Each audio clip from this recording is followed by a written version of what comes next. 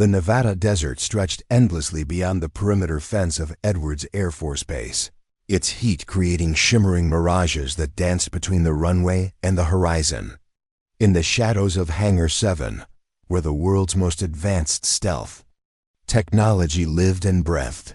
Staff Sergeant Samantha (Sam) Reeves knelt beside a B-2 Spirit bomber, her gloved hands tracing every rivet, every panel edge, every microscopic detail that others would have deemed insignificant.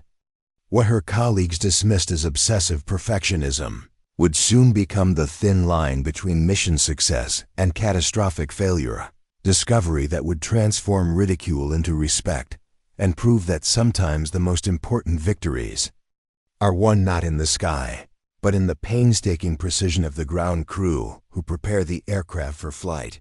Before we jump back in, tell us where you're tuning in from. And if this story touches you, make sure you're subscribed, because tomorrow I've saved something extra special for you. Sam's inspection checklist was already twice as long as regulation required, covered in her own handwritten modifications and cross-references that she developed over 8 years of working on the world's most sophisticated aircraft. Her toolkit sat arranged beside her with surgical precision, each wrench, each gauge, each diagnostic device positioned exactly where muscle memory expected to find it. The other technicians had long since finished their standard inspections and moved on to easier assignments, but Sam remained, her headlamp beam cutting through the hangar's artificial twilight as she examined sections of the aircraft that weren't even scheduled for maintenance review. The B-2 Spirit represented the pinnacle of stealth technology, a flying wing design that could penetrate enemy airspace undetected and deliver precision strikes with surgical accuracy. Each aircraft cost over $2 billion and represented decades of classified engineering innovations. There were only 21 of them in existence, making every single bomber irreplaceable and every maintenance decision critical to national security. Sam understood this responsibility in ways that her colleagues seemed to have forgotten, treating each inspection not as routine duty, but as a sacred trust. Her reputation for perfectionism had followed her through 3 different assignments. At her previous base, fellow technicians had nicknamed her Microscope for her habit of examining components that had already passed multiple quality checks. Here at Edwards, the jokes were more creative but equally dismissive. Reeves is probably checking if the rivets are perfectly aligned with magnetic north, Senior Airman Foster had remarked just that morning, earning chuckles from the group gathered around the coffee station. Maybe she's counting the molecules in the RAM coating, Airman First Class Parker had added, referring to the radar-absorbent material that gave the B-2 its stealth capabilities. Sam had heard every variation of the jokes over the years. Comments about her unnecessary attention to detail, the eye rolls when she submitted maintenance reports that were 3 times longer than anyone else's, the subtle implications that her thoroughness was really just insecurity disguised as competence. She had learned to work through the mockery with the same methodical precision she brought to everything else, understanding that her colleagues' impatience was often just a reflection of their own eagerness to move on to less demanding tasks. Technical. Sergeant Garrison, her immediate supervisor, represented the institutional pressure to work faster and worry less. He was a competent technician with 15 years of experience, but his approach to maintenance emphasized efficiency over exhaustive verification. Reeves, he would say with barely concealed frustration, the aircraft passed all required inspections yesterday. You don't need to reinvent the wheel every time you touch something. His comments were always professional, but they carried the weight of someone who saw her thoroughness as a challenge to his authority, rather than an asset to the squadron. The hangar itself told the story of competing priorities. Wall-mounted displays showed maintenance schedules optimized for quick turnaround times, flight readiness charts that emphasized keeping aircraft available for training missions, and efficiency metrics that rewarded teams for completing inspections ahead of schedule.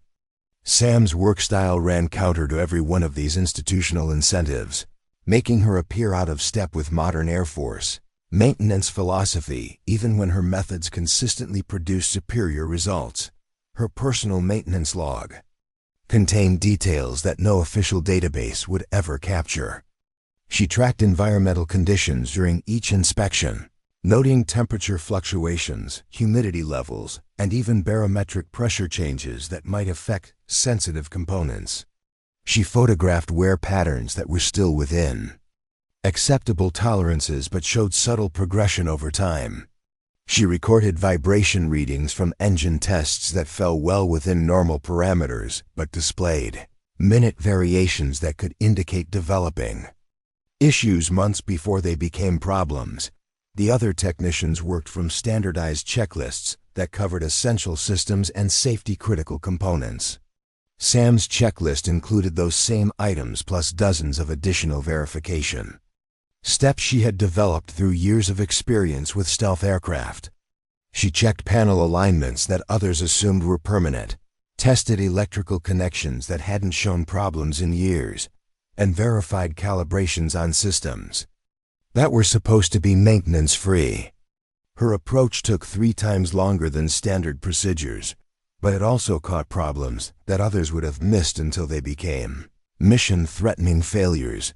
The B-2 Spirit bomber, designated 821071, had been her primary responsibility for the past 6 months. She knew every panel, every access port, every component replacement in its maintenance history. The aircraft had accumulated over 400 flight hours since its last major overhaul, putting it well within normal operational parameters, but approaching the threshold where subtle system degradations could begin to compound into larger problems. Sam's inspections had identified and corrected dozens of minor issues during that time period, each one documented in reports that her supervisors rarely read beyond the summary conclusions. Today's inspection was supposed to be routine, a standard pre-flight verification before tomorrow's training mission. The pilot, Captain Stone, was scheduled to conduct low-altitude penetration exercises that would test the aircraft's stealth capabilities against simulated enemy radar systems.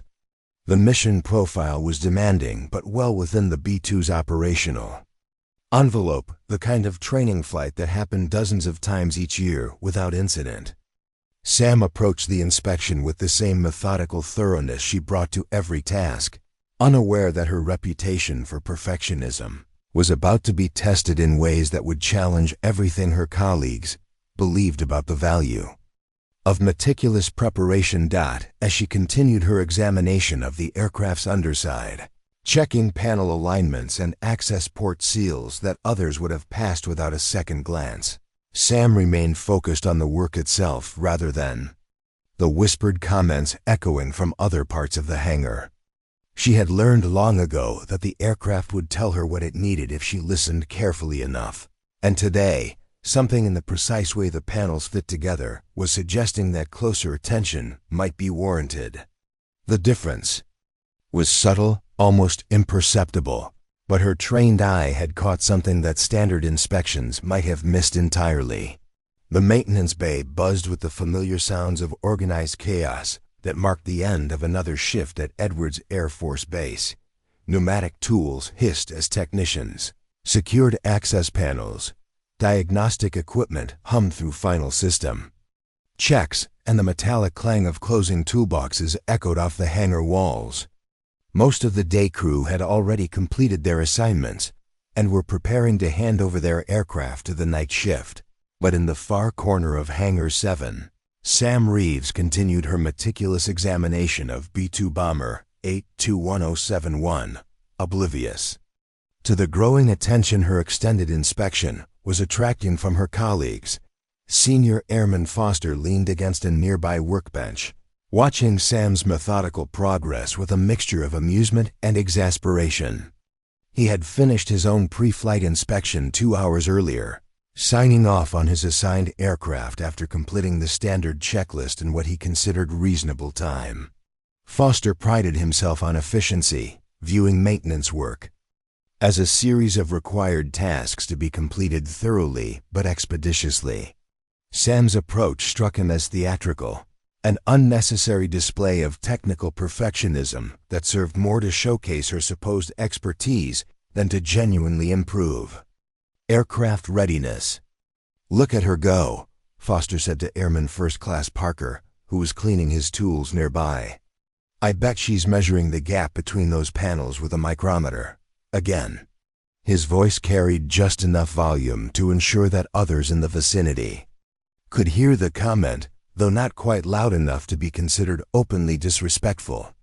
The military had its own subtle language of criticism, and Foster had mastered the art of undermining colleagues through seemingly casual observations.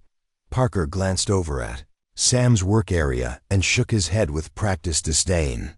"She's probably documenting the exact angle of every screw head. God forbid one of them should be rotated 15 degrees off perfect alignment." The comment drew quiet chuckles from two other technicians who had paused their own work to observe the ongoing spectacle.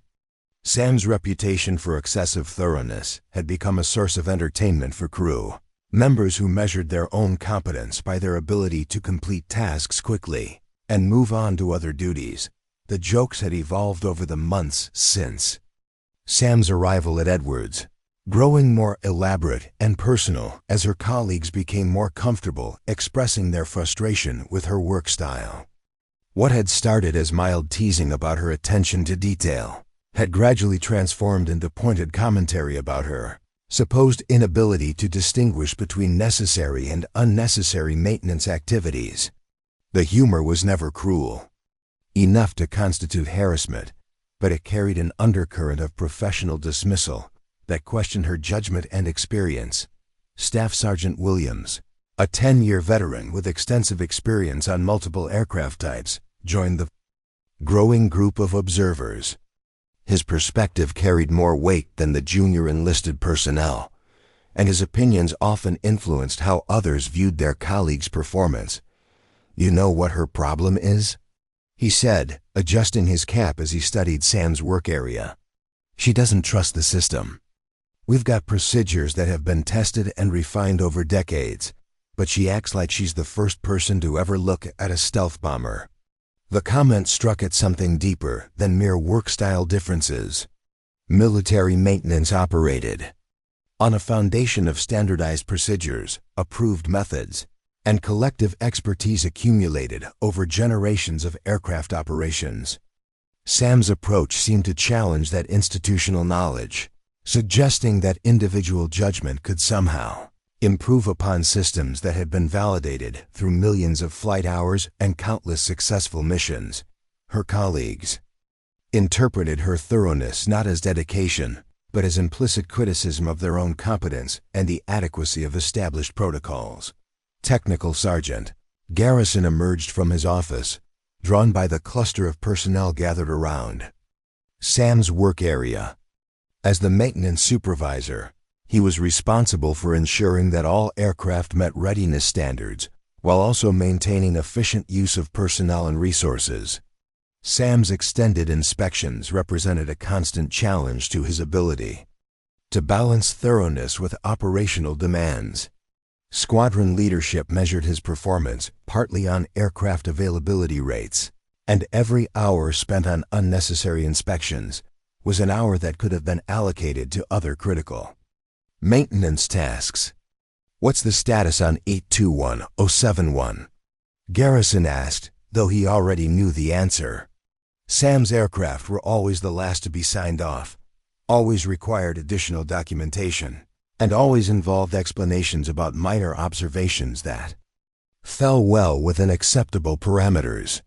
He had learned to build extra time into schedules when Sam was assigned to critical aircraft, a practical accommodation that nonetheless reinforced the perception that her work style was problematic rather than beneficial.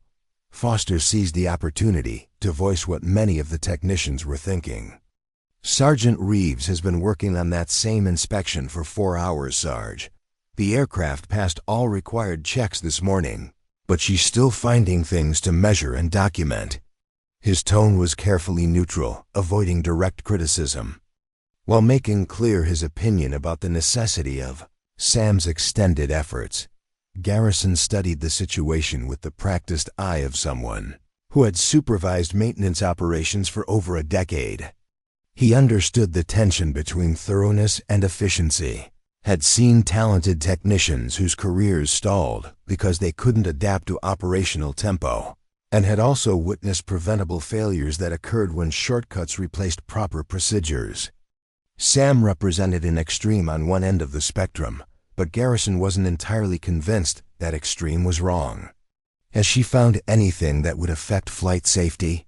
he asked, genuinely curious about the results of Sam's inspection rather than just its duration.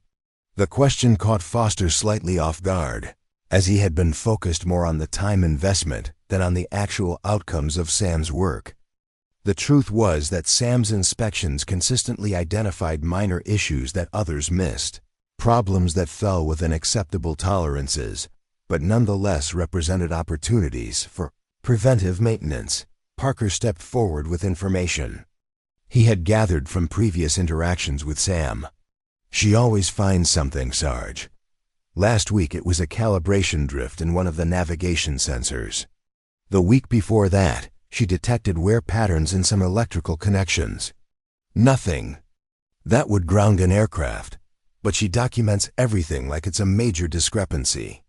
His summary was accurate but carried an undertone that suggested such discoveries were somehow problematic rather than valuable. The gathering had attracted the attention of other personnel throughout the hangar, creating an informal audience for what was becoming a discussion about maintenance philosophy rather than just one technician's work habits.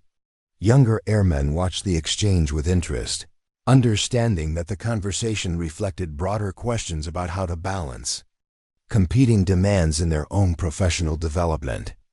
Senior technicians observed with the detached amusement of people who had seen similar debates play out countless times over their careers. Sam remained focused on her inspection, aware of the attention but unwilling to let it influence her work. She had encountered this dynamic at previous assignments and understood that defending her methods would only intensify the scrutiny. Instead, she continued her methodical examination of the aircraft systems, documenting observations and taking measurements with the same precision that had earned her both criticism and grudging respect throughout her career. The B-2 Spirit bomber represented the cutting edge of military aviation technology, incorporating systems and materials that pushed the boundaries of what was possible in aircraft design. Sam understood that such sophisticated equipment required correspondingly sophisticated maintenance approaches, techniques that went beyond standard procedures to ensure that every component performed at optimal levels. Her colleagues saw unnecessary complexity where she saw essential thoroughness, a fundamental difference in perspective that would soon be tested in ways none of them anticipated.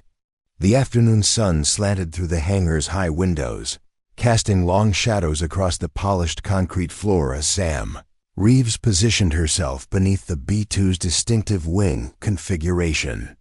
Her inspection had progressed systematically through the aircraft's exterior surfaces, covering areas that standard protocols required as well as sections she had added to her personal checklist based on years of experience with stealth technology. The conversations and subtle mockery from her colleagues had faded into background noise, replaced by the focused concentration that marked her most productive work periods. Sam's hands moved with practiced precision as she examined the leading edge of the bomber's wing, where the aircraft's stealth characteristics were most critical.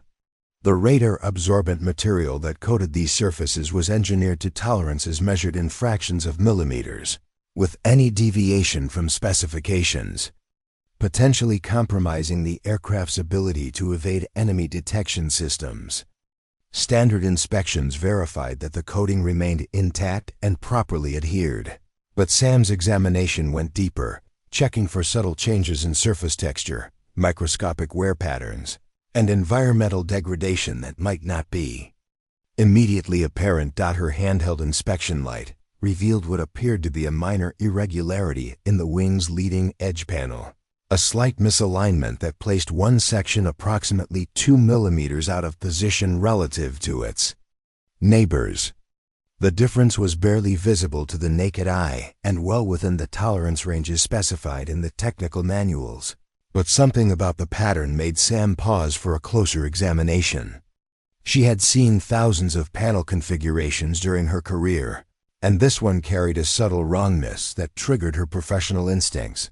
Using her digital caliper, Sam measured the gap between the misaligned panel and its adjacent sections, recording dimensions that confirmed her visual assessment. The panel was indeed displaced by 2.3 millimeters along its forward edge, creating a step discontinuity that violated the aircraft's design surface smoothness. More concerning was the pattern of the displacement, which suggested that the panel had shifted position recently rather than being incorrectly installed during previous maintenance. Sam opened her inspection tablet and accessed the maintenance history for panel L347, the designation for the section she was examining. The records showed that the panel had been removed and reinstalled 6 weeks earlier during a scheduled inspection of the underlying radar components. The work had been completed by a different crew and signed off as meeting all specification requirements, with no discrepancies noted in the final documentation. According to the technical data, panel L347 was secured by 16 titanium fasteners, arranged in a specific pattern designed to distribute stress loads evenly across the wing structure. Sam began a systematic examination of each fastener, using a torque wrench to verify that they remained properly tightened to specification. The first 12 fasteners checked normal, showing no signs of loosening or stress concentration. The 13th fastener, located near the panel's center point, registered a torque reading that was 15% below the required specification. The discovery sent a chill through Sam's professional consciousness. A loose fastener in a critical structural area could indicate broader problems with the panel installation, potentially affecting not just the aircraft's stealth characteristics, but also its structural integrity during high-stress flight maneuvers. She continued her examination of the remaining fasteners, finding 2 more that showed slight but measurable reductions in torque readings. Sam's training had taught her to think systematically about maintenance discoveries, considering not just the immediate problem, but also the potential causes and broader implications. A pattern of loosening fasteners could result from several factors: improper installation during the previous maintenance action, material fatigue in the fastener threads, environmental factors affecting the joint integrity, or vibration loads exceeding the design parameters during recent flight operations. She accessed the aircraft's flight history through her maintenance tablet, reviewing the missions that 821071 had completed since the panel installation's 6 weeks earlier. The bomber had accumulated 43 flight hours during that period, including several high-stress training exercises that involved aggressive maneuvering and low-altitude flight profiles. The combination of flight stresses and environmental exposure could have contributed to the fastener loosening, but the pattern suggested something more systematic than random material degradation. Using her inspection mirror, Sam examined the areas around each loose fastener for signs of stress concentration or material damage. What she found confirmed her growing concerns about the panel installation. Microscopic cracks were visible in the composite material surrounding 2 of the fasteners, indicating that stress loads were being concentrated in ways that exceeded the design parameters.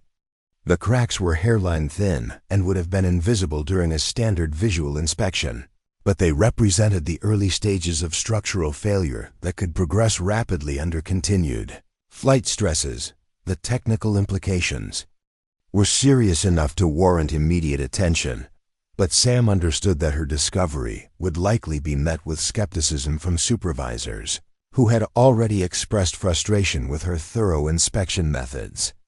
The loose fasteners and microscopic cracks fell into a gray area of maintenance decision-making. representing problems that were developing but had not yet reached the threshold of immediate flight safety concerns. Sam photographed each loose fastener and crack using her inspection camera, documenting the precise locations and measured dimensions with the methodical care that characterized all her work. She updated her maintenance log with detailed descriptions of the findings, including torque readings, crack measurements, and her assessment of the potential risks if the problems were allowed to progress without corrective action. The bomber was scheduled for a critical training mission the following morning, a low-altitude penetration exercise that would subject the aircraft to significant stress loads and atmospheric turbulence. Captain Stone, the assigned pilot, was known for his aggressive flying style and his willingness to push the aircraft to its operational limits during training missions. The combination of demanding flight profile and existing structural concerns created a situation that Sam believed required immediate attention, regardless of the inconvenience it might cause to training schedules. As she completed her documentation of the panel problems, Sam became aware that her extended inspection had attracted renewed attention from the other technicians in the hangar. Several crew members had gathered near her work area, their conversations punctuated by glances in her direction and knowing looks that suggested they were discussing her latest discovery of problems that others had missed. Technical Sergeant Garrison approached from across the hangar, his expression carrying the weary patience of a supervisor who had dealt with similar situations before. Sam understood that she was about to face the challenge of convincing others that her findings represented genuine concerns, rather than the excessive caution that her colleagues had come to expect from her work. The next few minutes would determine whether her discovery led to corrective action or simply added another entry to her reputation as someone who found problems where others saw only minor variations within acceptable limits. The weight of professional judgment pressed against her certainty as she prepared to present her findings.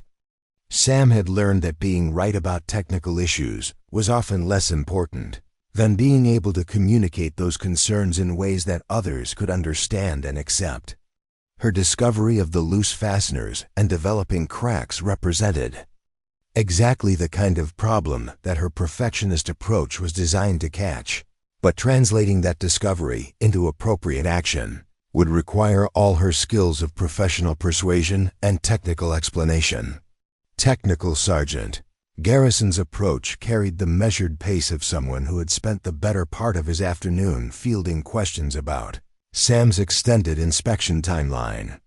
His clipboard held the day's maintenance schedule, marked with completion times that showed every aircraft except 82 to 1071 had been signed off and released for flight operations. The delay was becoming a problem that extended beyond simple efficiency concerns, affecting crew scheduling and potentially impacting tomorrow's training mission timeline. Sergeant Reeves, Garrison said, his voice maintaining professional courtesy while carrying an undertone of administrative fatigue. "What's the status on your inspection? We need to get this aircraft signed off so the night crew can complete their preparations." His question was routine, but the emphasis on completion rather than finding suggested that he expected a straightforward answer followed by the necessary paperwork to close out the maintenance action. Sam straightened from her position beneath the wing, her inspection equipment still in hand and her tablet displaying the detailed photographs she had taken of the loose fasteners and microscopic cracks. She understood that Garrison's primary concern was operational efficiency, but her discovery represented safety issues that couldn't be addressed through simple schedule adjustments or administrative pressure to complete the inspection more quickly. "Sergeant, I've identified some issues with panel L347 that require immediate attention," Sam began, choosing her words carefully to emphasize the technical significance rather than the complexity of her findings.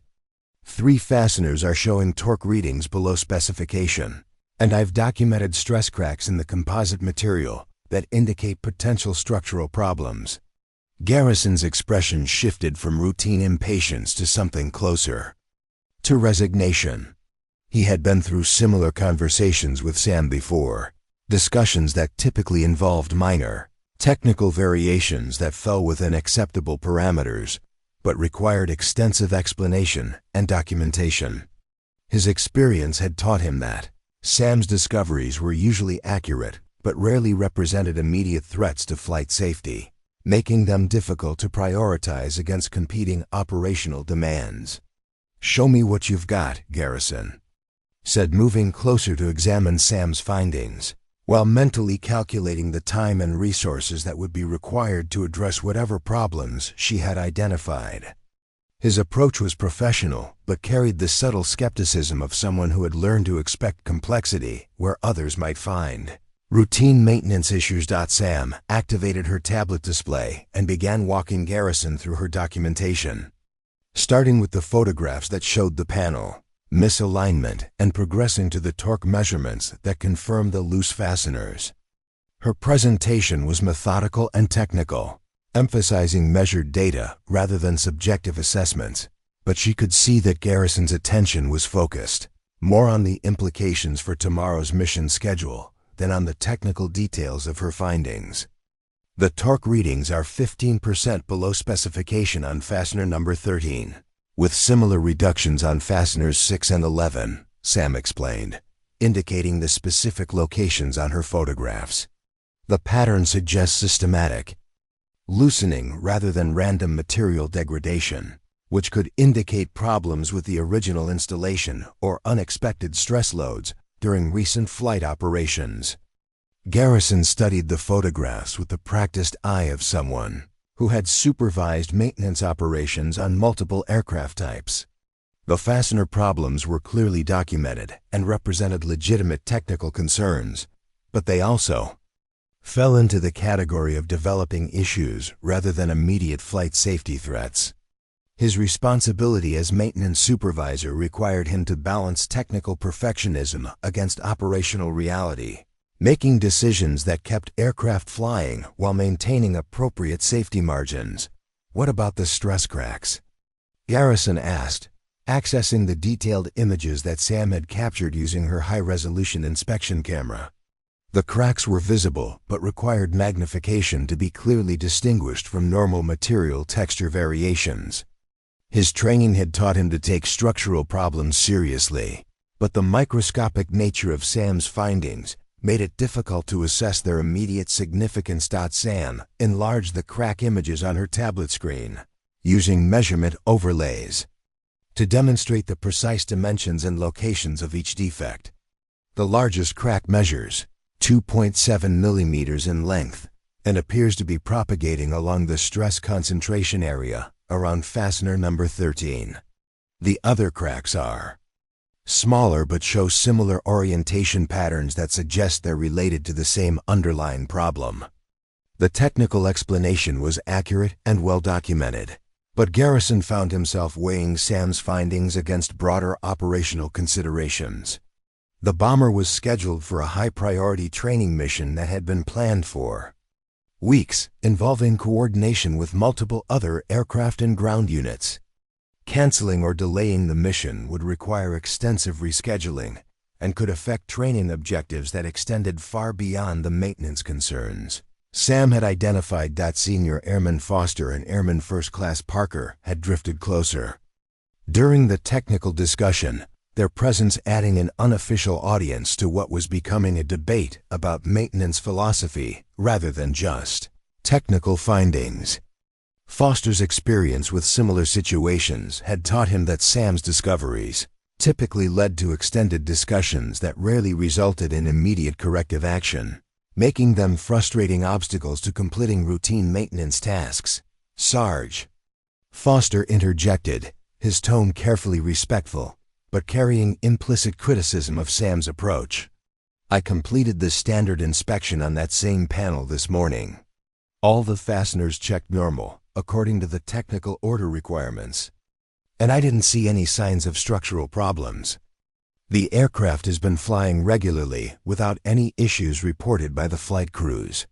The comment highlighted the fundamental tension between standard inspection procedures and Sam's enhanced methodology.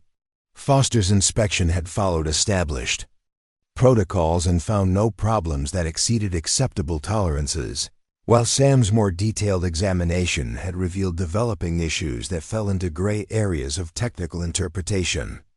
Both approaches were professionally valid, but they led to different conclusions about the aircraft's readiness for flight operations.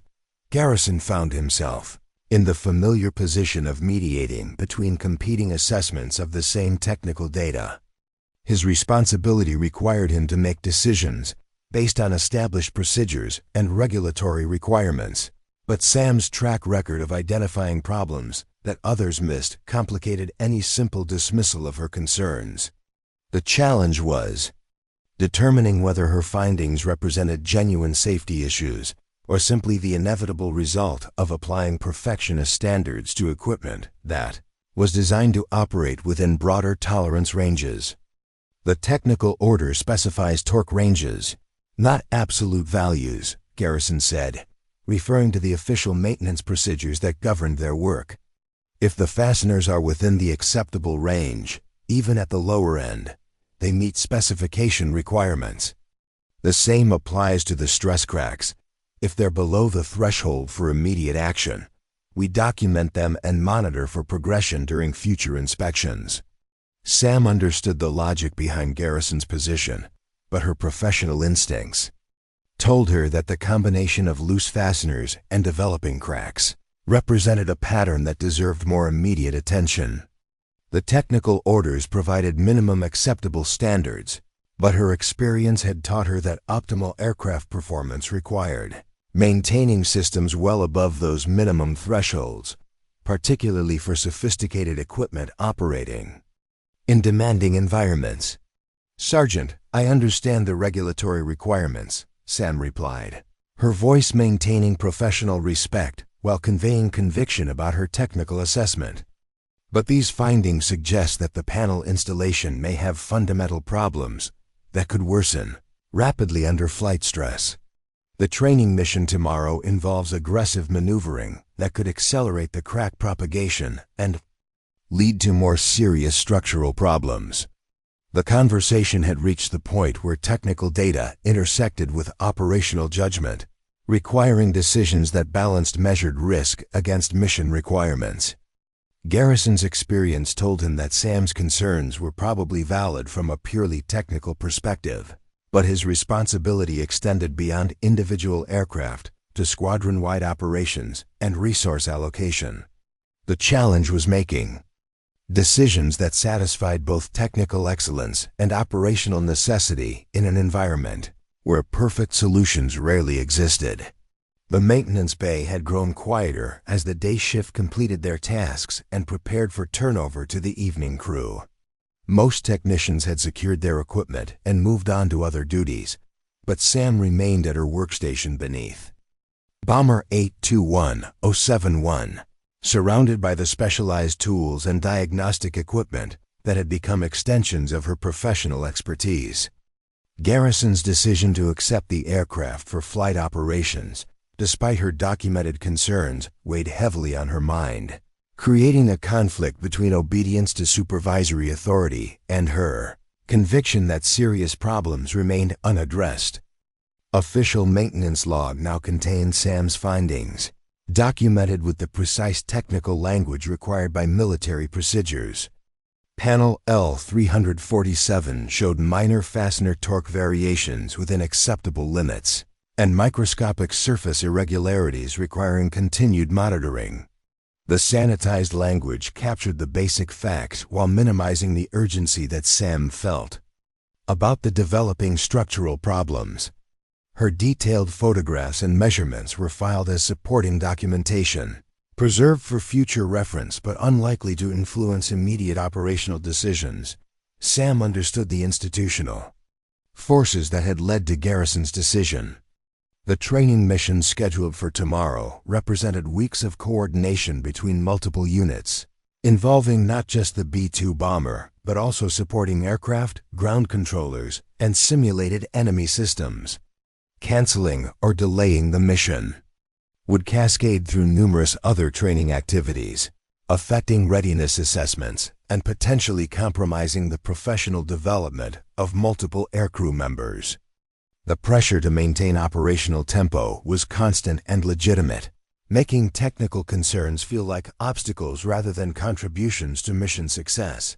Despite her acceptance of the official decision, Sam found herself unable to simply close her inspection and move on to other duties. Something about the pattern of problems she had discovered continued to nag at her professional consciousness, suggesting that her initial findings might represent only the visible symptoms of more fundamental issues. Her perfectionist instincts, honed through years of working on sophisticated aircraft systems, told her that loose fasteners and stress cracks rarely occurred in isolation from other developing problems. She reopened her inspection tablet and began a more comprehensive review of Bomber 821071's maintenance history, searching for patterns that might explain the panel problems she had discovered. The aircraft had accumulated significant flight hours since its last major overhaul, including several demanding training exercises that had subjected it to stress loads approaching its design limits. The maintenance records showed no previous reports of structural problems, but Sam's experience had taught her that developing issues often remained invisible until they reached critical thresholds. The bomber's recent flight history revealed an interesting pattern that had not been immediately apparent during her initial investigation. 3 of the past 5 missions had involved low-altitude flight profiles with aggressive maneuvering, the kind of demanding operations that placed maximum stress on airframe structures and control surfaces.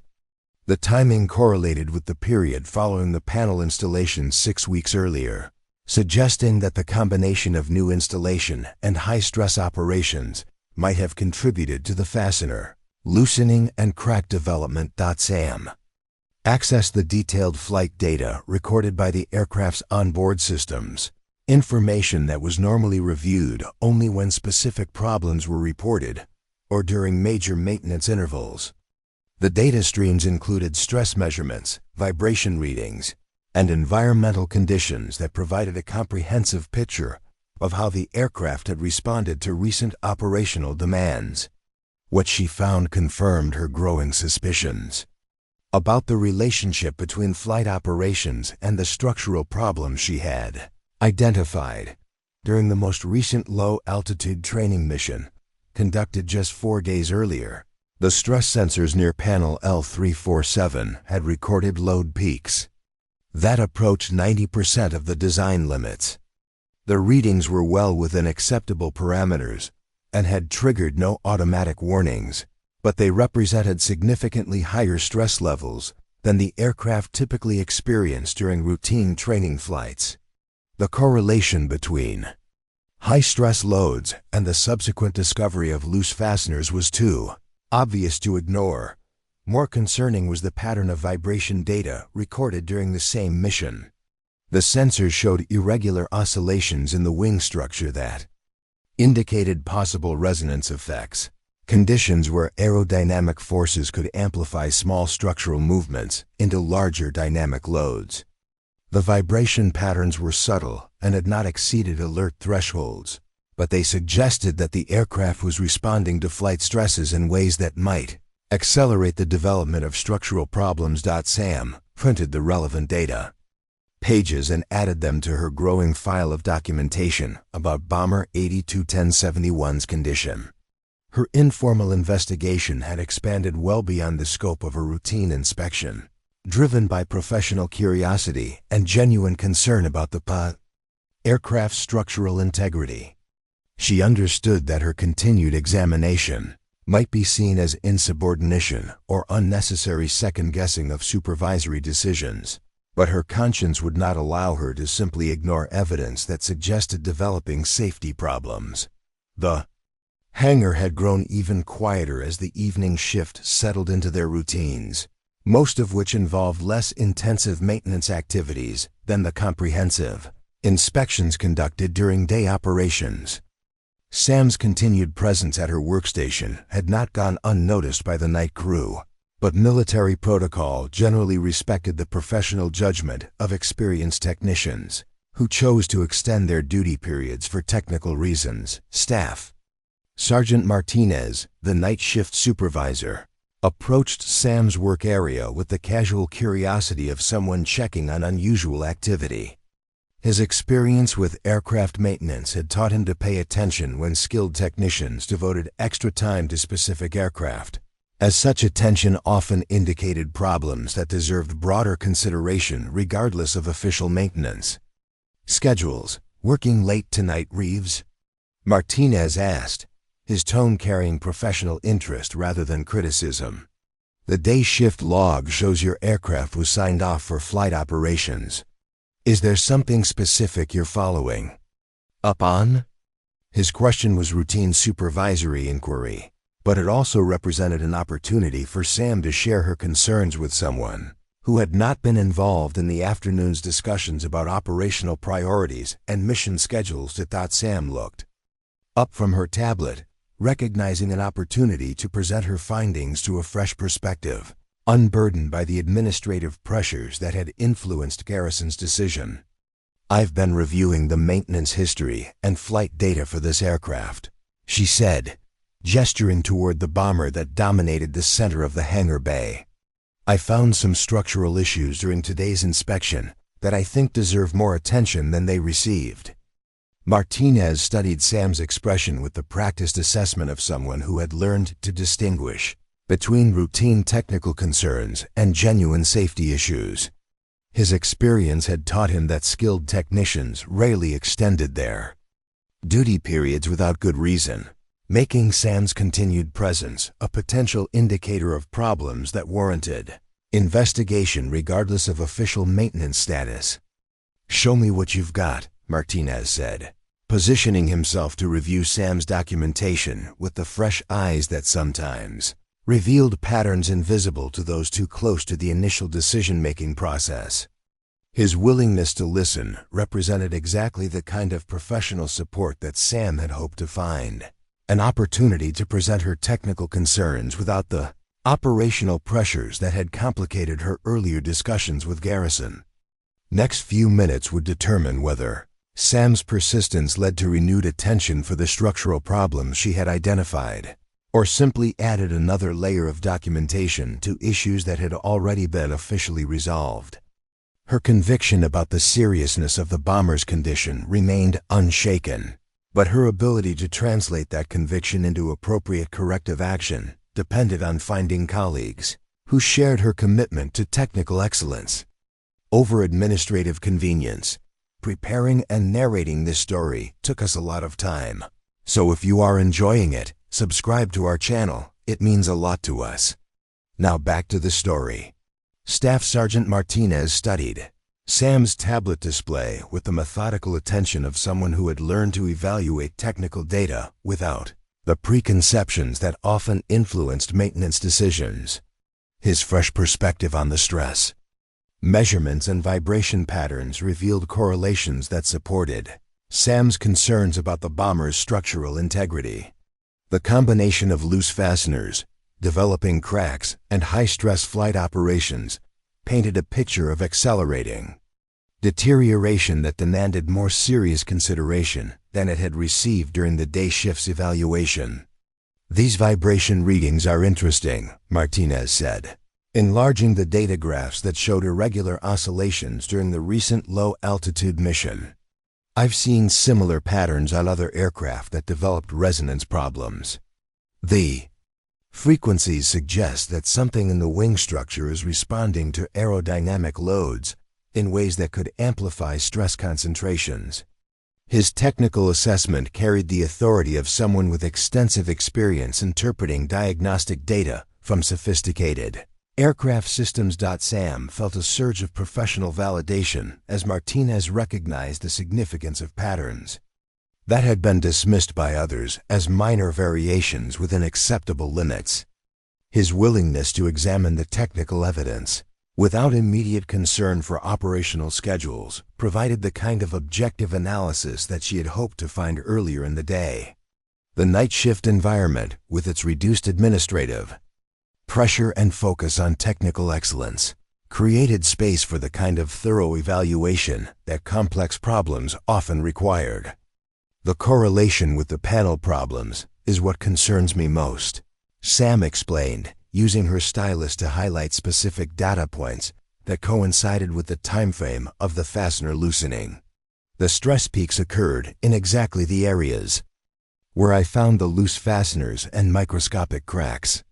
It suggests that the panel installation might have created weak points that are being aggravated by normal flight operations. Martinez nodded as he studied the correlation patterns, his expression growing more serious as the implications became clear. His experience with aircraft maintenance had taught him that structural problems rarely remained static, particularly when they were subjected to continued operational stresses. The combination of installation defects and high-stress flight operations represented a potentially dangerous situation that could deteriorate rapidly if left unaddressed. "Have you run a stress analysis projection?" Martinez asked, referring to the computer modeling tools that could predict how structural problems might progress under continued operational loads. "If these cracks are already propagating, we need to understand how quickly they might reach critical dimensions." His suggestion represented exactly the kind of comprehensive, technical investigation that Sam had wanted to conduct, but had been discouraged from pursuing during the day. Shifts focus on immediate operational requirements. Sam accessed the stress analysis software through her maintenance tablet, inputting the precise measurements and material specifications for panel L347. Along with the flight stress data she had compiled. The modeling program began calculating crack propagation rates based on the documented defects and projected flight operations, generating predictions about how the structural problems might develop over time. The results appeared on her screen. After several minutes of computation, revealing projections that confirmed her worst fears about the bomber's condition. According to the stress analysis, the largest crack could reach critical dimensions within 15 to 20 flight hours. If the aircraft continued to be operated at high stress levels similar to recent training missions, the projection showed an accelerating deterioration curve, where small increases in crack length would lead to exponentially higher stress concentrations and faster propagation rates. Tomorrow's training mission, with its aggressive maneuvering and low-altitude flight profile, represented exactly the kind of high-stress operation that could push the developing cracks toward critical failure thresholds. "This changes everything," Martinez said quietly, studying the stress analysis results with growing concern. "If these projections are accurate, we're looking at potential structural failure within a matter of weeks, possibly sooner if the aircraft encounters unexpected turbulence or emergency maneuvers." His assessment carried the weight of someone who understood that structural failures in sophisticated aircraft could occur with little warning and catastrophic consequences. Sam printed the stress analysis report and added it to her expanding documentation file, creating a comprehensive technical case that extended far beyond her original inspection findings. Her investigation had evolved from routine maintenance concerns to a potential safety issue that demanded immediate attention from senior leadership. The challenge now was presenting her findings in ways that would overcome the institutional resistance to mission delays and the skepticism that had greeted her earlier technical concerns. "We need to elevate this to the squadron level," Martinez said, recognizing that decisions about mission delays and aircraft grounding exceeded his authority as night shift supervisor. "Colonel Blake needs to see this analysis before tomorrow's mission briefing. If there's any possibility of structural failure during flight operations, the training mission has to be postponed until these problems are properly addressed." The prospect of taking her concerns directly to the squadron commander represented both an opportunity and a risk for Sam's professional reputation. Colonel Blake was known for his operational focus and impatience with technical issues that interfered with training schedules, but he was also a responsible officer who took flight safety seriously. presenting him with comprehensive technical analysis rather than isolated. Maintenance concerns might provide the credibility needed to influence operational decisions. Sam understood that her next actions would define not just the immediate fate of Bomber 82 to 1071, but also her own standing within the maintenance organization. Going over Garrison's head to present contrary technical analysis to senior leadership was a serious step that could be interpreted as insubordination or lack of confidence in supervisory decisions. However, her professional conscience would not allow her to remain silent when she possessed evidence that suggested potential safety risks. "I'll prepare a formal technical report," Sam said, beginning to organize her documentation into the structured format required for presentation to senior officers. The stress analysis provides objective data that should be difficult to dismiss as excessive caution or perfectionist concerns. If Colonel Blake sees the projected failure timeline, he'll understand why we can't wait for standard maintenance intervals to address these problems.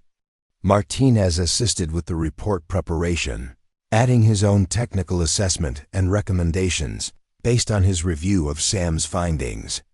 His support provided additional credibility and demonstrated that her concerns were shared by other experienced maintenance professionals, rather than representing isolated perfectionist tendencies. The collaborative approach strengthened the technical case while reducing the appearance of individual challenges to established procedures. As they worked through the documentation, both technicians understood that they were preparing to challenge institutional assumptions about the balance between operational requirements and technical perfection. The bomber's structural problems had developed gradually and remained within acceptable tolerances according to standard inspection criteria, but Sam's enhanced methodology and comprehensive analysis had revealed patterns that suggested imminent safety risks. The question was whether senior leadership would accept technical projections that contradicted routine operational assessments. The maintenance bay grew even quieter as the night progressed, with most of the evening crew focused on routine tasks that required minimal supervision. Sam and Martinez continued their work beneath the bomber, surrounded by the sophisticated equipment that had revealed problems invisible to standard inspection procedures. Their dedication to technical excellence over administrative convenience was about to be tested in ways that would determine whether perfectionist approaches to maintenance could overcome institutional pressure to maintain operational schedules. Regardless of developing safety concerns, the stress analysis projections continued to display their ominous predictions on Sam's tablet screen, showing crack propagation curves that painted an increasingly urgent picture of structural deterioration. Tomorrow's training mission loomed as a critical test not just of the bomber's performance capabilities, but of the maintenance organization's ability to balance competing demands for operational readiness and flight safety. The decision about whether to proceed with the scheduled flight would ultimately rest with Colonel Blake, but Sam's comprehensive technical analysis would provide him with information that had been unavailable during earlier discussions about the aircraft's condition. The squadron headquarters building stood in stark contrast to the industrial functionality of the maintenance hangars, its polished corridors and administrative offices representing the command structure that translated technical concerns into operational decisions. Sam walked through the building's main entrance at 0630 hours, carrying her comprehensive technical report in a sealed folder that contained what she believed was critical safety information. The early morning timing was intentional, designed to reach Colonel Blake before the day's operational pressures could influence his evaluation of her findings. The reception area outside Blake's office buzzed with the controlled activity that marked the beginning of another training day. Administrative personnel prepared briefing materials, flight operations staff coordinated mission schedules, and maintenance supervisors reviewed aircraft status reports that would determine the day's flying activities. Sam's presence in the command section was unusual. enough to attract attention from several staff members, who recognized her as the perfectionist technician whose extended inspections had become a source of hangar gossip. Major Thompson, Blake's executive officer, emerged from the inner office carrying a stack of mission folders that would guide the day's training activities. His expression showed the focused concentration of someone managing multiple competing priorities, but he paused when he noticed Sam waiting in the reception area with what was clearly official documentation requiring command attention. "Sergeant Reeves," Thompson said, his tone carrying professional courtesy mixed with curiosity about her presence in the command section. "What brings you to headquarters this early? I hope you're not here to report more problems with yesterday's inspection findings." His comment reflected awareness of the previous day's discussions about her technical concerns, suggesting that word of her persistence had reached the command level even before her formal report. Sam straightened to attention and presented her sealed folder with the crisp professionalism that military protocol required. "Sir, I have critical safety information regarding Bomber 821071. That requires immediate attention from Colonel Blake. My analysis indicates potential structural failure risks that could affect today's training mission." Her words were carefully chosen to emphasize urgency, while maintaining the respectful tone appropriate for addressing senior officers. Thompson accepted the folder, but his expression suggested skepticism about the critical nature of Sam's findings.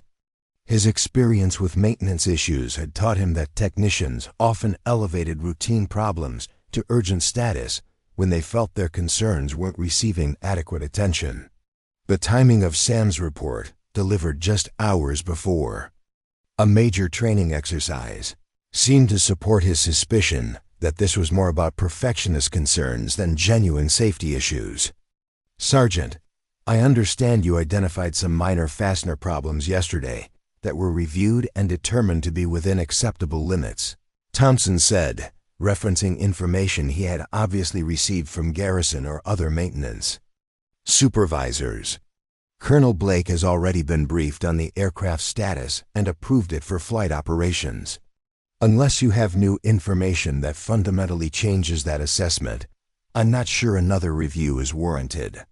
The dismissive tone carried institutional weight that Sam recognized as representing more than just Thompson's personal opinion.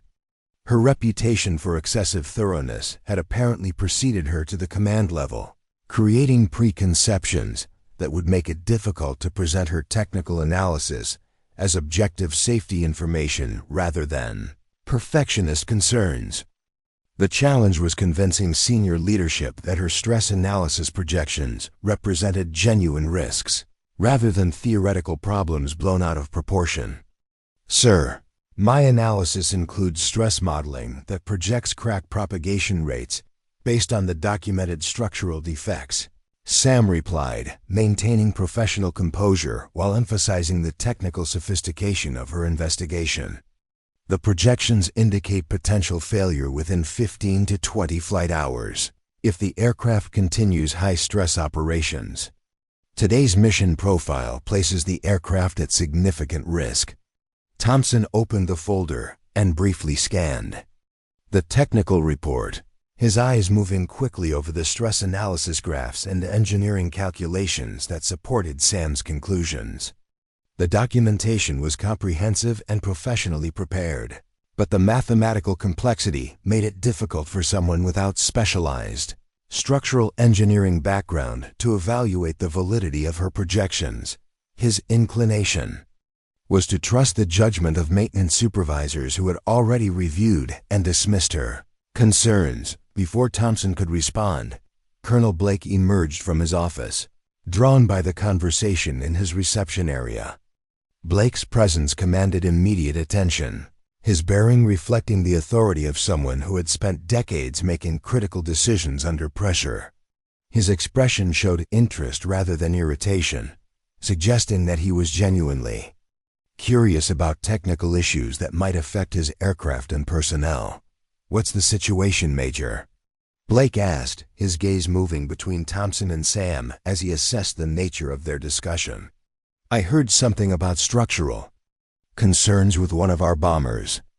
His tone was professionally neutral, but carried an undertone of concern that any aircraft problems might affect operational readiness or flight safety. Thompson handed Blake the technical report while summarizing the situation in terms that reflected his skepticism about Sam's findings.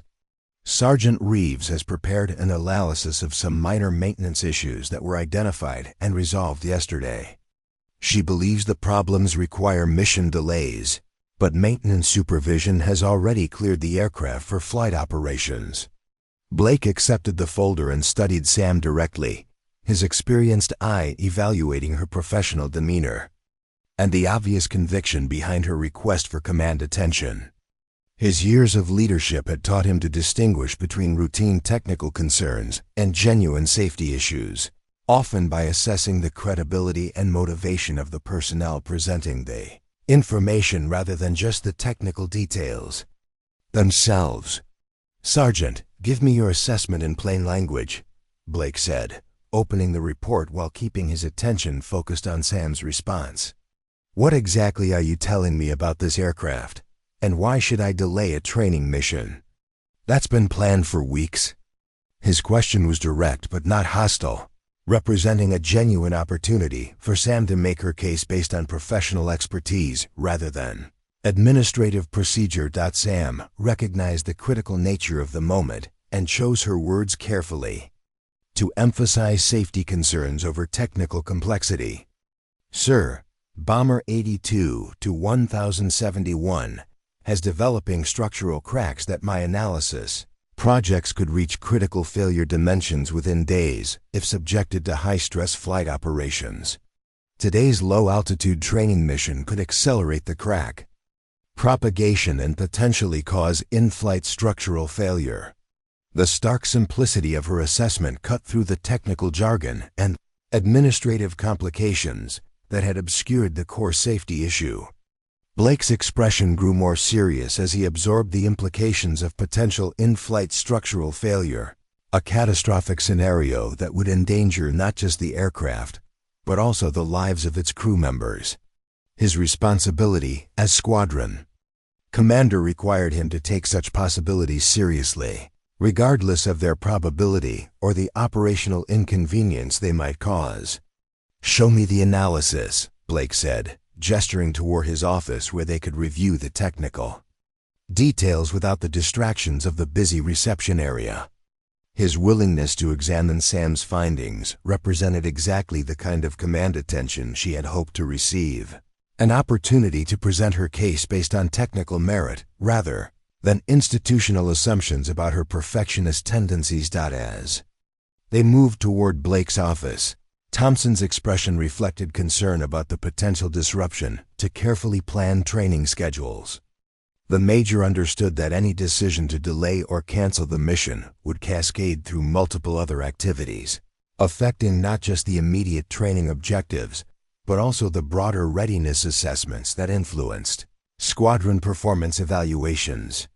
His role required him to balance safety concerns against operational requirements, making Sam's technical projections feel like obstacles rather than valuable safety information. The next few minutes would determine whether Sam's comprehensive analysis could overcome institutional resistance to mission delays and the skepticism that had greeted her earlier technical concerns. Her ability to present complex engineering data in terms that emphasized immediate safety risks rather than theoretical problems would be tested by senior leadership whose primary focus remained operational readiness and mission accomplishment. Colonel Blake's office reflected the dual nature of modern military leadership, combining operational maps and mission planning, displays with computer terminals that provided real-time access to technical databases and engineering analysis tools. Sam found herself seated across from the squadron commander's desk, her technical report open between them while Blake studied the stress analysis projections with the methodical attention of someone who understood that aircraft structural integrity could never be compromised regardless of operational pressures. "Walk me through these crack propagation calculations," Blake said, his finger tracing the mathematical curves that predicted structural failure timelines. "I need to understand not just what might happen, but how confident you are in these projections." His question reflected the kind of command decision-making that balanced technical uncertainty against operational requirements, seeking enough information to make responsible choices without demanding impossible levels of certainty. Sam activated her tablet and displayed the stress modeling software, showing Blake how the calculations incorporated material properties, environmental factors, and operational stress loads to predict how the documented cracks would develop over time. Her explanation was technical but accessible, emphasizing the conservative assumptions built into the analysis and the validation of her methods against historical structural failure data from similar aircraft. "The projections are based on measured crack dimensions and documented stress loads from recent flight operations," Sam explained, highlighting specific data points that supported her conclusions. Even with conservative assumptions about crack growth rates, the analysis shows critical failure dimensions being reached within 15 to 20 flight hours of continued high-stress operations. Blake studied the technical data with growing concern, his experience telling him that structural problems in sophisticated aircraft could develop rapidly once they reached critical thresholds. The B-2 bomber represented not just a multi-billion-dollar asset but also irreplaceable technology that could not be easily replaced if lost to preventable mechanical failure. His responsibility extended beyond immediate training objectives to the long-term preservation of national defense capabilities. "What's your recommendation?" Blake asked, though his tone suggested he already understood the implications of Sam's analysis. "If these projections are accurate, we're talking about grounding the aircraft until major structural repairs can be completed. The prospect of removing a critical asset from operational status represented exactly the kind of difficult decision that tested command judgment and institutional priorities." Before Sam could respond, Major Thompson entered the office carrying urgent communication from higher headquarters about the day's training mission. His expression showed the stress of someone managing multiple competing demands, and his presence added another layer of complexity to the decision-making process. The training exercise involved coordination with other units and had been planned to demonstrate capabilities to visiting senior officers, making any delays or cancellations particularly problematic from a broader institutional perspective. "Sir, I've got General Morrison's staff asking for confirmation of our mission readiness," Thompson reported, his voice carrying the tension of someone caught between competing pressures. "The demonstration flight is scheduled to begin in 2 hours, and any delays will affect multiple other units that are already positioning for the exercise." His words emphasized the cascading consequences of mission delays, making Sam's technical concerns feel like obstacles to broader organizational objectives. Blake found himself facing the classic military dilemma of balancing immediate operational requirements against potential future risks. Sam's analysis was comprehensive and professionally prepared, but it dealt with projected problems rather than immediate failures. The bomber had been flying regularly without incident, and standard inspection procedures had found no problems that exceeded acceptable tolerances.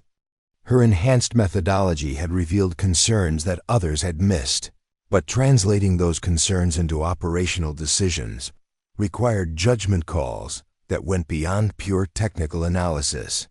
"Sergeant Reeves," Blake said, his tone carrying the weight of command authority, "I appreciate the thoroughness of your analysis and your dedication to flight safety.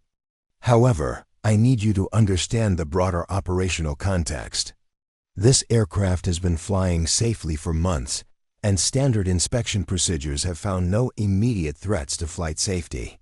Your projections, while concerning, deal with theoretical problems that may not materialize for weeks." Sam felt the familiar weight of institutional pressure that prioritized operational continuity over technical perfectionism. Blake's response was reasonable from a command perspective, balancing measured risks against immediate requirements in ways that reflected experienced military judgment. However, her professional conscience would not allow her to accept decisions that she believed placed aircrew at unnecessary risk, regardless of the operational inconvenience her concerns might cause. "Sir, I understand the operational pressures," Sam replied, choosing her words carefully to maintain professional respect while conveying her conviction about the safety risks. "But my analysis indicates that today's mission profile could accelerate the crack propagation beyond the timelines I've projected. The combination of aggressive maneuvering and low-altitude flight represents exactly the kind of high-stress operation that could push the structural problems toward immediate failure." Thompson's impatience with the technical discussion was becoming increasingly apparent as time pressures mounted and operational deadlines approached. His role required him to protect Blake's decision-making time and ensure that command attention focused on issues that had immediate operational significance rather than theoretical concerns that might never materialize into actual problems.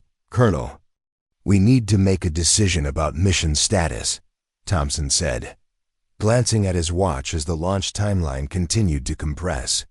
"If we're going to delay or cancel the exercise, multiple other units need immediate notification to adjust their own operations." His comment emphasized the practical consequences of continued deliberation, making Sam's technical concerns feel increasingly isolated from broader operational realities. Blake studied Sam's expression with the experienced assessment of someone who had learned to evaluate not just technical data, but also the credibility and motivation of the personnel presenting it. Her reputation for perfectionism was well known, but her dedication to flight safety was equally recognized. The challenge was determining whether her current concerns represented genuine risks or simply the inevitable result of applying enhanced analytical standards to equipment that was designed to operate within broader tolerance ranges. The decision Blake made in the next few minutes would determine not just the fate of the training mission, but also the precedent for how technical concerns would be balanced against operational requirements in future situations.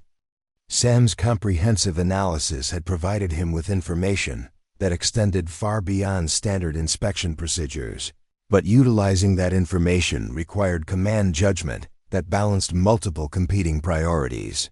"I'm going to authorize the mission to proceed as scheduled," Blake announced, his voice carrying the finality of command decision. "However, I want you to monitor all flight parameters in real time and immediately notify operations if any unusual readings are detected. We'll also schedule comprehensive structural inspections immediately following the mission to verify your analysis and determine what corrective actions may be required." The compromise represented Blake's attempt to balance Sam's technical concerns against operational requirements, allowing the mission to proceed while acknowledging the validity of her safety analysis. For Sam, the decision represented both vindication of her technical expertise and frustration that immediate safety concerns were being subordinated to operational convenience. Her next actions would determine whether she could accept the command decision or whether her professional conscience demanded more direct intervention to protect aircrew safety. As Sam left Blake's office, her technical report officially filed and her concerns formally acknowledged, she carried with her the burden of knowledge that she believed placed others at risk. The bomber would fly its scheduled mission despite her documented concerns about structural integrity, leaving her to wrestle with the conflict between military obedience and professional responsibility. The critical moment was approaching when her perfectionist standards would be tested not by administrative pressure, but by the potential consequences of remaining silent when she possessed information that might prevent tragedy. The Flight Operations Center hummed with the controlled tension that marked the final preparation phase of a major training exercise. Multiple displays showed aircraft positions, weather data, and mission timelines as various units coordinated. For the complex demonstration flight that would test the B-2 bomber's stealth capabilities against simulated enemy systems. Sam stood at the maintenance monitoring station, her access credentials allowing her to observe real-time telemetry from Bomber 82 to 1071. As Captain Stone prepared for takeoff, Sam's tablet displayed the same stress analysis projections that had failed to convince Colonel Blake to delay the mission, but now they served as reference data for monitoring the aircraft's actual performance against her predicted failure scenarios. The telemetry stream showed normal readings across all major systems as the bomber completed its pre-flight checks and received clearance for departure. Her professional training told her to hope that her concerns were unfounded, but her technical instincts remained convinced that the structural problems would manifest during the demanding flight profile. Captain Stone's voice came through the communication system as he reported ready for takeoff, his tone carrying the confident professionalism of an experienced pilot who trusted his aircraft and ground crew. The bomber's massive form moved slowly toward the runway, its distinctive triangular silhouette representing decades of advanced engineering and billions of dollars in development costs. Sam watched the departure with mixed emotions, hoping for safe completion of the mission while dreading the possibility that her analysis might prove accurate in the worst possible way. The first hour of the flight proceeded normally, with Stone reporting successful completion of the high-altitude cruise phase in preparation for the low-altitude penetration exercise that would test the bomber's ability to evade simulated radar systems. Sam monitored the telemetry stream with increasing anxiety, noting that the stress readings from the wing sensors remained within normal parameters but showed subtle variations that seemed to correlate with her predictions about structural response patterns. As the bomber began its descent to low altitude for the aggressive maneuvering phase of the exercise, Sam's monitoring display began showing data that confirmed her worst fears. The stress sensors near panel L347 registered load peaks that approached the design limits she had identified in her analysis, with vibration patterns that matched the resonance characteristics she had documented during her investigation. The readings were still within acceptable parameters, but they showed the kind of progressive increases that her stress modeling had predicted would precede structural failure. "Flight ops, this is maintenance," Sam said into her headset microphone, her voice steady despite the growing urgency she felt about the telemetry data. "I'm seeing elevated stress readings from Bomber 82-1071's wing sensors. Recommend immediate monitoring of structural parameters during the low-altitude phase." Her communication was professional and factual, avoiding alarm while ensuring that flight operations personnel were aware of developing concerns. The flight operations controller acknowledged her report, but indicated that all aircraft systems showed normal status from the pilot's perspective. Stone had reported no unusual vibrations, control anomalies, or warning indications that would suggest immediate problems with aircraft performance. The disconnect between Sam's ground-based analysis and the aircrew's operational assessment reflected the subtle nature of developing structural problems that could remain invisible until they reached critical thresholds. 20 minutes into the low-altitude phase, Sam's monitoring display showed readings that made her heart race with professional alarm. The stress peaks had increased to 95% of design limits, with vibration frequencies that indicated progressive structural resonance in exactly the areas where she had documented loose fasteners and developing cracks. Her stress analysis projections were being validated in real time, but the validation was occurring at 30,000 feet with a valuable aircraft and experienced aircrew whose safety now depended on her ability to convince others to take immediate action. "Flight ops, this is maintenance priority," Sam announced, her voice carrying the urgency that protocol reserved for immediate safety concerns. Bomber 821071 is showing critical stress levels in the wing structure. Recommend immediate mission. Abort and return to base before structural limits are exceeded. Her communication violated normal procedures by directly recommending mission changes, but her professional conscience would not allow her to remain passive while watching her predictions unfold in potentially catastrophic ways.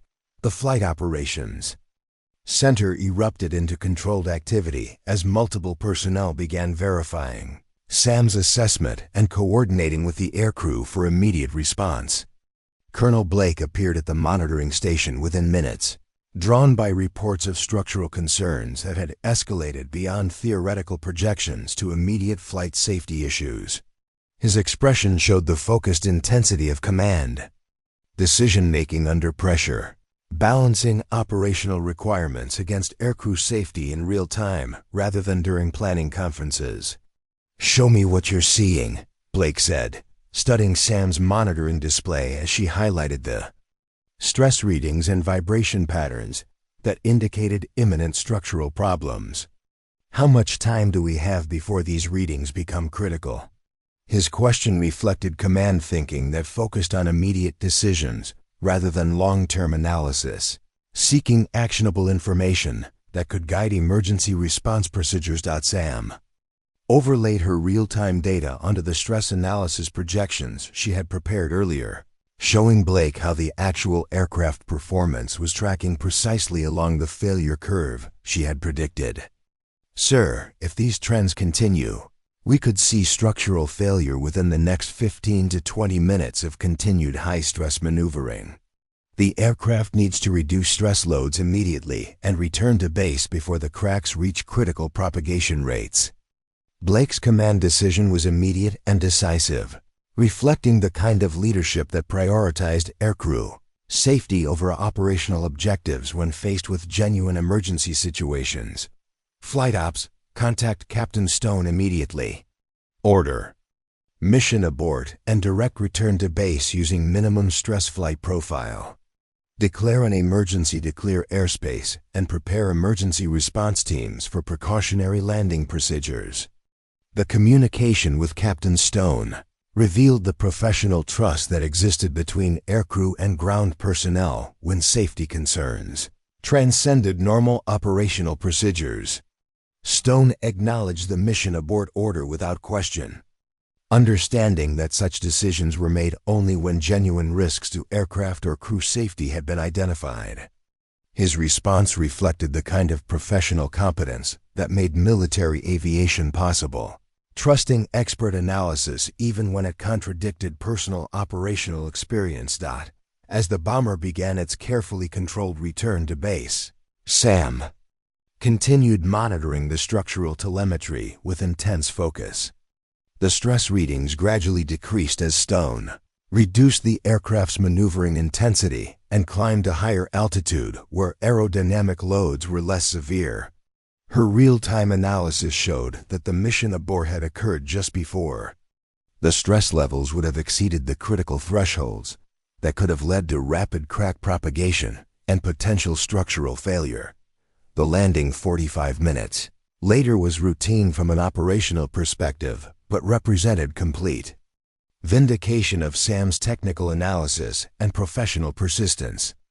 Ground inspection teams immediately began comprehensive examination of panel L347, finding that the cracks she had documented had indeed propagated during the flight and were now approaching the critical dimensions that would have required immediate structural repairs to prevent catastrophic failure.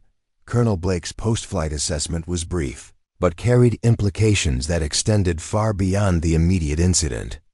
"Sergeant Reeves," he said, his voice reflecting the kind of command recognition reserved for personnel whose actions had prevented serious consequences. "Your analysis was not just accurate, but potentially saved both aircraft and aircrew from structural failure that could have been catastrophic. Your persistence and technical expertise prevented what could have been a major incident." The vindication was complete, but Sam understood that the real victory was not personal recognition, but the demonstration that perfectionist attention to Detail could identify and prevent problems that standard procedures might have missed until it was too late. Her reputation for excessive thoroughness had been transformed into respect for technical expertise that served essential safety functions. In sophisticated aircraft operations, the maintenance hangar had taken on a different atmosphere in the hours following the emergency landing of Bomber 82 to 1071, where casual conversation and routine banter had once filled the spaces between work assignments. A more subdued professionalism now marked the interactions between technicians who had witnessed the dramatic validation of concerns they had previously dismissed as excessive perfectionism. The aircraft sat in the center of the bay, surrounded by diagnostic equipment and inspection teams whose detailed examination was confirming every aspect of Sam's structural analysis. Senior Airman Foster stood near the bomber's wing section, studying the exposed panel L347, where microscopic cracks had been carefully marked with inspection dye to reveal their precise dimensions and propagation patterns.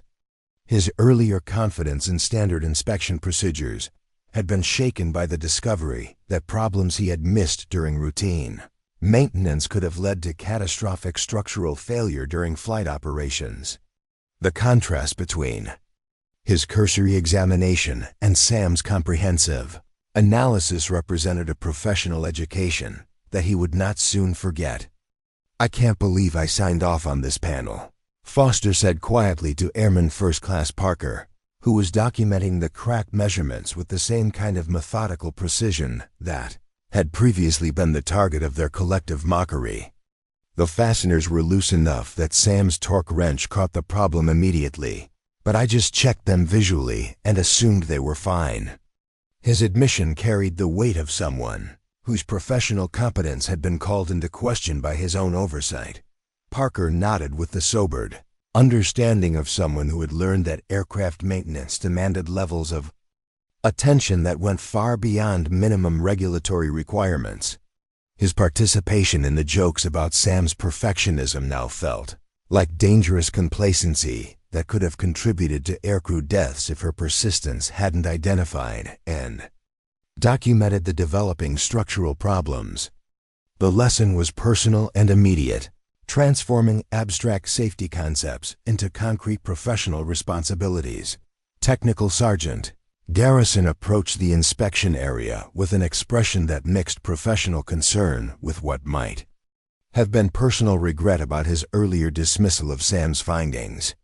His role as maintenance supervisor required him to balance efficiency against thoroughness, but the near-catastrophic consequences of prioritizing operational schedules over technical concerns had provided a stark reminder that some compromises carried unacceptable risks.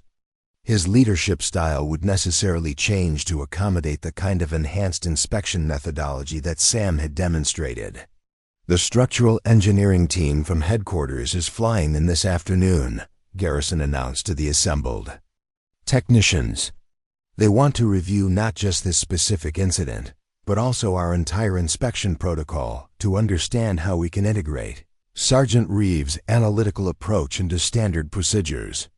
His words carried implications that extended far beyond the immediate aircraft problems, suggesting institutional changes that would affect how maintenance operations were conducted throughout the squadron. The mention of headquarters involvement and protocol changes created a buzz of professional interest among the maintenance crew.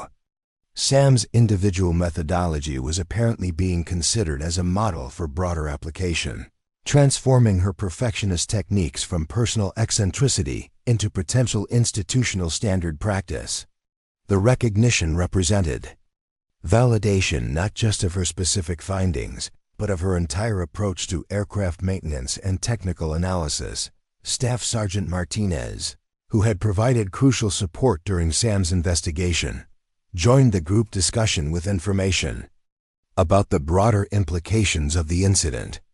His night shift perspective had allowed him to see patterns that day shift personnel had missed, and his willingness to take Sam's concerns seriously had contributed significantly to the successful identification of the structural problems. His role in the validation process had enhanced his own professional reputation while demonstrating the value of cross-shift collaboration in complex technical investigations. "I've been talking to maintenance supervisors at other bases," Martinez said, sharing information he had gathered through professional networks. "Apparently, this isn't the first time that enhanced inspection techniques have caught problems that standard procedures missed. There's growing interest in formalizing these approaches as part of regular training and certification requirements."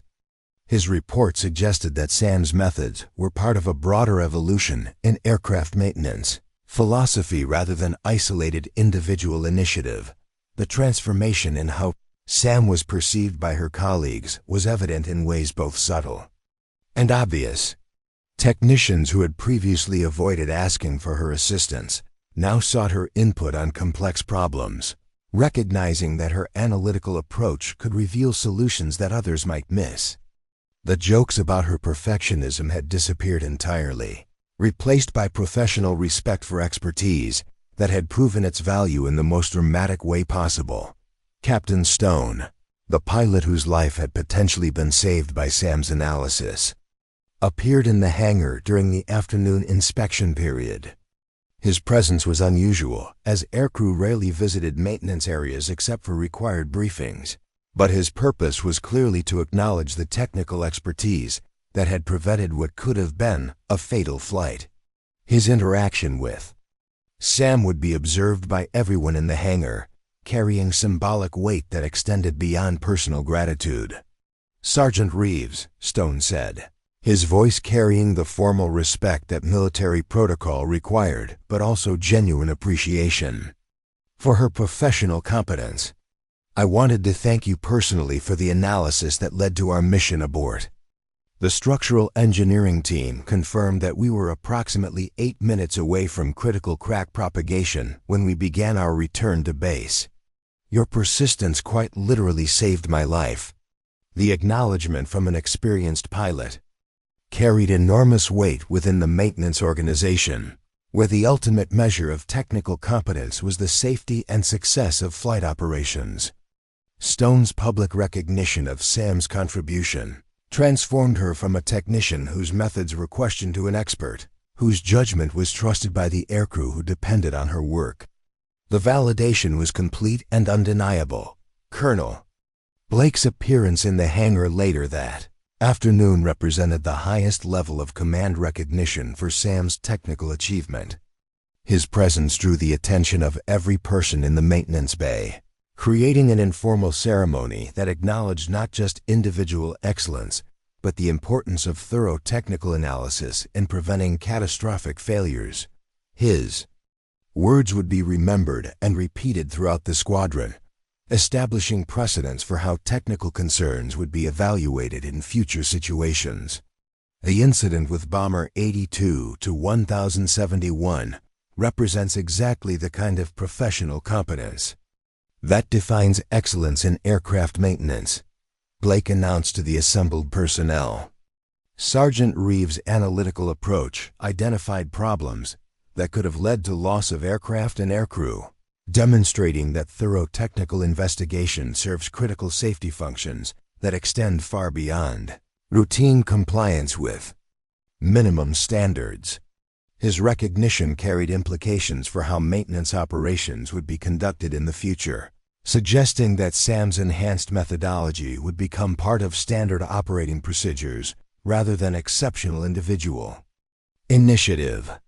The institutional validation represented the ultimate transformation of her perfectionist approach from professional liability to organizational asset, confirming that technical excellence served essential purposes in sophisticated aircraft operations. As the afternoon progressed and the detailed inspection of Bomber 821071 continued, Sam found herself at the center of professional discussions that had shifted dramatically from criticism of her methods to requests for training in her techniques. The transformation was complete, but came with new responsibilities for sharing her expertise and helping others develop the kind of analytical approach that had proven so effective in identifying developing problems before they became critical. Failures. The quiet satisfaction she felt was not about personal vindication, but about the demonstration that perfectionist attention to detail could serve essential safety functions in environments where small oversights could have catastrophic consequences. Her persistence had been vindicated in the most dramatic way possible, but the real victory was the institutional recognition that technical excellence demanded levels of thoroughness that went far beyond minimum regulatory requirements. 6 weeks after the emergency landing of Bomber 821071, Edwards Air Force Base had become the focal point of a comprehensive review of aircraft maintenance procedures that extended far beyond the immediate circumstances of Sam's structural analysis. The base conference room that normally hosted routine briefings now accommodated engineering teams from multiple commands, maintenance supervisors from other installations, and senior leadership whose interest in Sam's methodology reflected broader concerns about the adequacy of standard inspection procedures for increasingly sophisticated aircraft systems. Lieutenant Colonel Sarah Chun, the newly appointed director of the Air Force Maintenance Innovation Program, had arrived from Pentagon headquarters with a mandate to evaluate and potentially implement enhanced inspection techniques throughout the service. Her background in aerospace engineering and operational maintenance provided the technical credibility needed to assess Sam's methods objectively, while her command authority offered the institutional support required to transform individual initiative into service-wide policy changes. Sergeant Reeves, Chun said, addressing Sam during the formal presentation of her case study, "Your analytical approach represents exactly the kind of innovation that we need to incorporate into our maintenance philosophy." The incident with Bomber 821071 demonstrates that standard procedures, while adequate for routine operations, may not be sufficient for detecting developing problems in advanced aircraft systems before they reach critical thresholds. The recognition from senior leadership represented vindication that extended far beyond Sam's individual experience, suggesting that her perfectionist methods were part of a broader evolution in military maintenance practices. The conference room buzzed with technical discussions about stress analysis software, enhanced inspection protocols, and training programs that would disseminate her techniques to maintenance personnel throughout the Air Force. Her individual discovery was becoming institutional knowledge. Sam's presentation materials now included not just the original structural analysis of Bomber 82 to 1071, but also comparative data from similar inspections she had conducted on other aircraft in the squadron. The pattern that emerged showed consistent identification of developing problems that standard procedures had missed, with several additional aircraft requiring preventive maintenance that might have prevented more serious failures during future operations. Her methodology was proving its value across multiple platforms, rather than just the single dramatic incident that had brought it to senior attention. The Technical Review Board, composed of structural engineers, maintenance specialists, and operational commanders, had spent 2 days examining every aspect of Sam's analytical approach. Their preliminary findings supported the effectiveness of her enhanced inspection techniques while identifying ways to integrate them into existing maintenance schedules without creating excessive operational burdens. The balance between thoroughness and efficiency was being recalibrated based on demonstrated results rather than theoretical concerns about perfectionist tendencies. Major Thompson, whose initial skepticism about Sam's findings had been thoroughly dispelled by subsequent events, now served as the primary advocate for implementing her techniques throughout the squadron. His transformation from critic to supporter reflected the institutional learning that had occurred in the wake of the Bomber incident, demonstrating how dramatic validation could change organizational perspectives on the value of enhanced technical analysis. "We've identified 12 aircraft across 3 squadrons that would benefit from the kind of detailed structural analysis that Sergeant Reeves developed," Thompson reported during the implementation planning session. The projected maintenance hours represent a significant investment, but the potential prevention of structural failures and aircraft losses provides clear justification for the enhanced inspection protocols. The cost-benefit analysis that had initially worked against Sam's time-intensive methods now strongly supported their implementation. The replacement cost of a single B-2 bomber exceeded $2 billion, making any inspection technique that could prevent structural failure economically justified regardless of the personnel hours required. The dramatic incident with Bomber 821071 had provided concrete demonstration that perfectionist maintenance approaches could prevent losses that far exceeded their implementation costs. Staff Sergeant Martinez, whose night shift support had proven crucial during Sam's investigation, was selected to lead the training program that would teach her techniques to maintenance personnel throughout the base. His combination of technical competence and leadership experience made him ideal for translating Sam's individual methodology into standardized procedures that could be consistently applied by technicians with varying levels of experience and analytical training.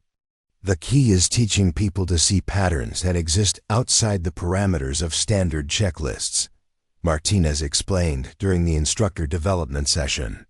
Sergeant Reeves didn't just follow procedures more carefully than others. She looked for relationships between different systems and operational factors that revealed problems before they became obvious through conventional inspection methods. The training curriculum being developed around Sam's approach emphasized analytical thinking and comprehensive system understanding rather than simple adherence to enhanced checklists. The goal was to create maintenance technicians who could identify developing problems through the same kind of technical intuition that had enabled Sam to detect structural issues that others had missed. Her individual expertise was being systematized into teachable methodology. Technical Sergeant Garrison, whose supervisory style had necessarily evolved to accommodate enhanced inspection techniques, found himself coordinating with maintenance leaders from other bases who were implementing similar programs. His experience managing the transition from efficiency-focused operations to thoroughness-emphasized procedures provided valuable insights for supervisors who were adapting their management approaches to support more analytical maintenance practices. The biggest challenge is changing the culture that measures success primarily through completion rates and aircraft availability, Garrison shared during the interbase coordination meeting. We've had to develop new metrics that value problem identification and preventive maintenance as much as operational readiness, recognizing that short-term delays can prevent much more serious long-term consequences. The cultural transformation represented by Sam's vindication extended beyond technical procedures to fundamental questions about how maintenance organizations balance competing priorities. Her success had demonstrated that perfectionist approaches, previously seen as obstacles to operational efficiency, could actually serve essential functions in preventing catastrophic failures that would have far more serious operational consequences than routine maintenance delays. Colonel Blake's role in the implementation process reflected the command support necessary for institutional change to succeed.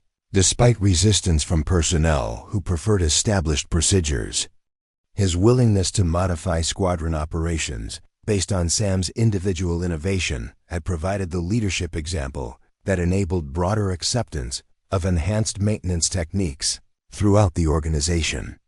We're not just changing how we inspect aircraft, Blake explained during the senior leadership briefing. We're changing how we think about the relationship between maintenance thoroughness and operational readiness. Sergeant Reeves proved that taking time to identify problems early can prevent much more serious disruptions to our mission capability.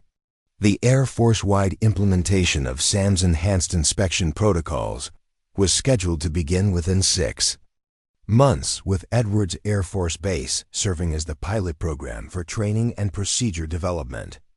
Her transformation from criticized perfectionist to recognized expert was becoming the foundation for service-wide changes that would affect how thousands of maintenance technicians approach their professional responsibilities. As Sam prepared for her new role as subject matter expert for the Enhanced Inspection Program, she understood that her individual vindication had created opportunities to influence aircraft maintenance practices throughout the military. The quiet persistence that had once isolated her from colleagues was becoming the basis for institutional knowledge that would serve flight safety for years to come. Her perfectionist approach had been validated not just individually, but as a model for professional excellence that others could learn and apply in their own technical specialties. 2 years after the emergency landing that had transformed her from criticized perfectionist to recognized expert, Staff Sergeant Samantha Reeves stood before an auditorium filled with maintenance technicians from across the Air Force, delivering the keynote address at the annual Aircraft Maintenance Excellence Conference. The venue represented the culmination of a professional journey that had begun with whispered jokes about excessive thoroughness and evolved into institutional recognition of analytical approaches that had prevented multiple aircraft losses and potentially saved numerous lives. The presentation screen behind Sam displayed statistics that told the story of systematic change driven by her individual innovation. Enhanced inspection protocols based on her methodology had been implemented at 47 installations worldwide, resulting in the identification of 127 developing structural problems that might otherwise have progressed to critical failure thresholds. The numbers represented more than technical achievements. They symbolized aircrew safety, preserved through the kind of meticulous attention to detail that had once been dismissed as unnecessary perfectionism. When I first started documenting problems that others couldn't see, Sam began, her voice carrying to every corner of the auditorium, I was often told that I was making simple maintenance unnecessarily complicated. What I've learned is that sophisticated aircraft systems require correspondingly sophisticated analytical approaches, and that the most important discoveries often begin as faint signals that others dismiss as background noise.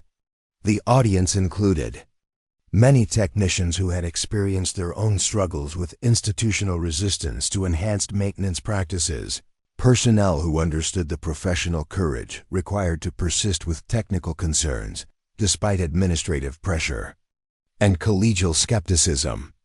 Sam's story resonated with their experiences while providing inspiration for continued dedication to analytical excellence in environments that didn't always reward thoroughness over efficiency. Colonel Blake, now promoted to Brigadier General and serving as Director of Aircraft Maintenance for Air Force Materiel Command, introduced the service-wide initiatives that had grown from Sam's individual methodology. His presence at the conference reflected the senior leadership support that had transformed her techniques from local innovation into institutional doctrine, demonstrating how individual excellence could influence organizational practices when supported by commanders who recognized the value of technical expertise. The enhanced inspection protocol that we now teach to every maintenance technician in the Air Force began with one person's refusal to accept that meeting minimum standards was sufficient for maximum safety, Blake announced during his opening remarks. Sergeant Reeves proved that perfectionist attention to detail serves essential functions in preventing catastrophic failures, and her methods have become the foundation for maintenance practices that protect both valuable aircraft and irreplaceable aircrew. The training program that had developed from Sam's techniques now included comprehensive coursework in stress analysis, pattern recognition, and analytical thinking that extended far beyond traditional maintenance procedures. The curriculum emphasized the kind of technical intuition that enabled maintenance personnel to identify developing problems before they reached critical thresholds, transforming routine inspections into sophisticated diagnostic procedures that revealed issues invisible to conventional approaches. Master Sergeant Foster, the former critic who had become one of Sam's most effective advocates, described the cultural transformation that had occurred within maintenance organizations as enhanced Inspection techniques became standard practice.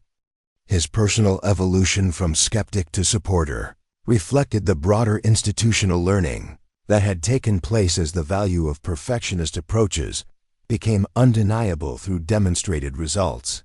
We used to measure success primarily through completion rates and aircraft availability, Foster explained during his workshop on maintenance leadership.